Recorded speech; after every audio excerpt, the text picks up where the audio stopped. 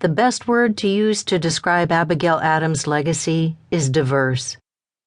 On the one hand, her famous exhortation to her husband to remember the ladies has made her the darling of every feminist from Susan B. Anthony to Hillary Clinton.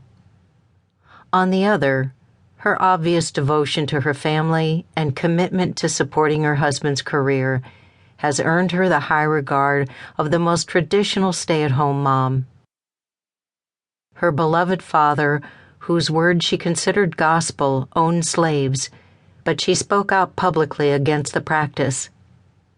And though she is often extolled by the Christian right, Abigail and John were Unitarians, and Abigail wrote in 1816, "I acknowledge myself a Unitarian, believing that the Father alone is the supreme God, and that Jesus Christ derived his being and all his powers and honors from the Father.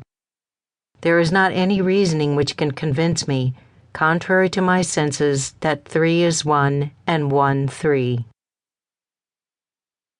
Were we to ask Abigail what she would wish her legacy would be, she would almost certainly say that it was her family.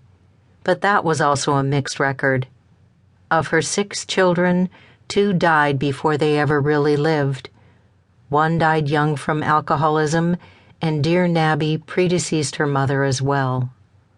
Only John Quincy lived up to her hopes and dreams, following his father into the White House in 1824. But if her children often disappointed her, her husband never did. To the very end, they remained the best of friends.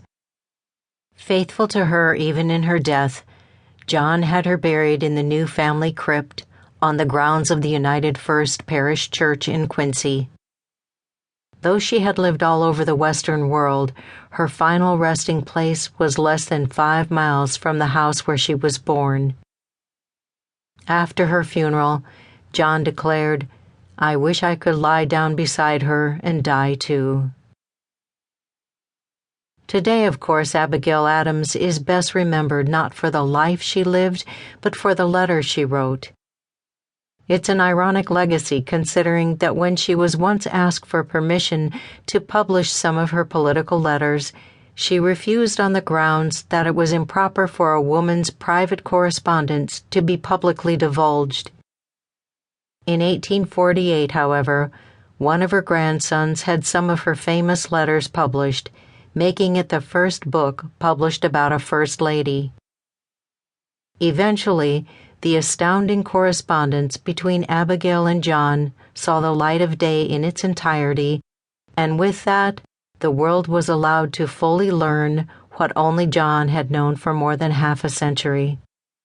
Abigail Adams was an incredibly intelligent and truly remarkable woman.